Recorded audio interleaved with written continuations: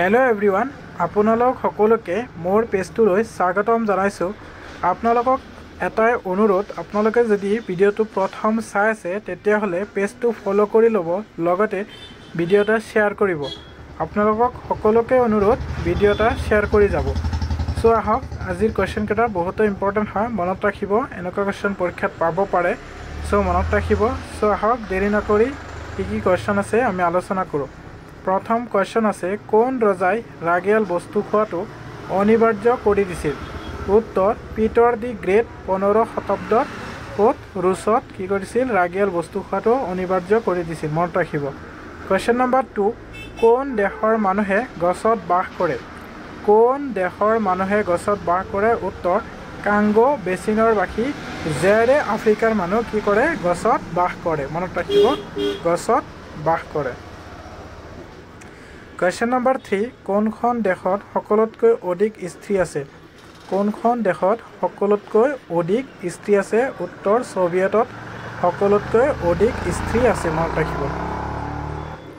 সোভিয়েটত সকলোতকৈ অধিক স্ত্ৰী আছে क्वेश्चन नंबर 4 কোনখন দেশৰ মানুহে অধিক পৰিশ্ৰমী কোনখন দেশৰ মানুহ অধিক পৰিশ্ৰমী উত্তৰ জাপানৰ মানুহ অধিক পৰিশ্ৰমী মনত ৰাখিব জাপানৰ মানুহ অধিক পৰিশ্ৰমী হয় क्वेश्चन नंबर 5 কোনখন দেশৰ প্ৰত্যেক মানুহ সৈনিক কোনখন দেশৰ প্ৰত্যেক মানুহ কি সৈনিক কোনখন দেশৰ উত্তৰ ইজৰাইলৰ প্ৰত্যেক মানুহ কি সৈনিক মনত ৰাখিব ইজৰাইলৰ মানুহ क्वेश्चन नंबर 6 বিশ্বৰ সকলোতকৈ দুখীয়া দেশ কি বিশ্বৰ সকলোতকৈ দুখীয়া দেশ ভুটান আৰু বাংলাদেশ আৰু কি আছে আপোনালোকে জনাব বিশ্বৰ সকলোতকৈ দুখীয়া দেশ क्वेश्चन नंबर 7 সকলোতকৈ কোত চাহ উৎপন্ন বেছি হয় এটো क्वेश्चन আমি সকলোৱে জানো আৰু আপোনালোকে কমেন্ট কৰি জনাব সকলোতকৈ কোত বেছি চাহ উৎপন্ন হয় আপোনালোকে কমেন্ট কৰি জনাব क्वेश्चन नंबर 8 বিশ্বৰ সকলোতকৈ প্ৰাচীন ধৰ্ম কি এই কোৱেশ্চনটো মই আগৰ ভিডিওত আলোচনা কৰিছো আপোনালোকে কমেন্ট কৰি জনাব বিশ্বৰ সকলোতকৈ প্ৰাচীন ধৰ্ম কি কমেন্ট কৰি জনাব क्वेश्चन नंबर 9 সকলোতকৈ অধিক গ্ৰন্থাগাৰ ক'ত আছে ভাৰতত আছে প্ৰায় 57000ৰো অধিক গ্ৰন্থাগাৰ আছে মনত ৰাখিব ভাৰতত সকলোতকৈ অধিক গ্ৰন্থাগাৰ আছে क्वेश्चन नंबर 10 বিশ্বৰ সকলোতকৈ অধিক জনসংখ্যা থকা নগৰ কোনখন বিশ্বৰ সকলোতকৈ অধিক জনসংখ্যা থকা নগৰখন কোনখন উত্তৰ টকিঅ হল বিশ্বৰ সকলোতকৈ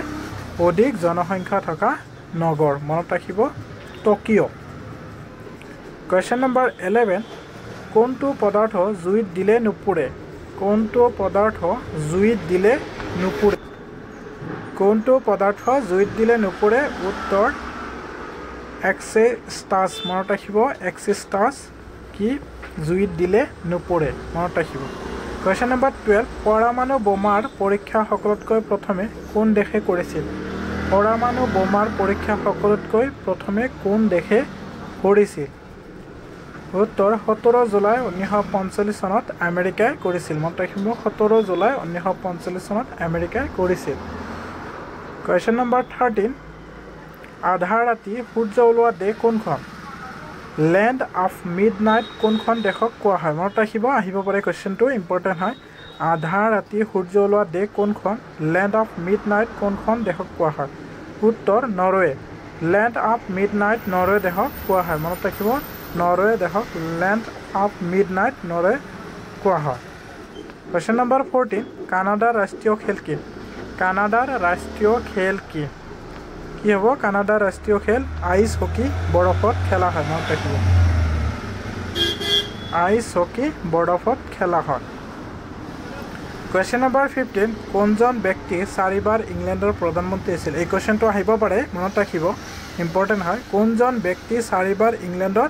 প্ৰধানমন্ত্ৰী আছিল কোনজন ব্যক্তি 4 বাৰ ইংলেণ্ডৰ প্ৰধানমন্ত্ৰী আছিল উত্তৰ উইলিয়াম এৱাৰ্ড গ্ৰেট ষ্টন মনত ৰাখিব গ্ৰেট ষ্টন উইলিয়াম এৱাৰ্ড গ্ৰেট ষ্টনে কি আছিল ইংলেণ্ডৰ প্ৰধানমন্ত্ৰী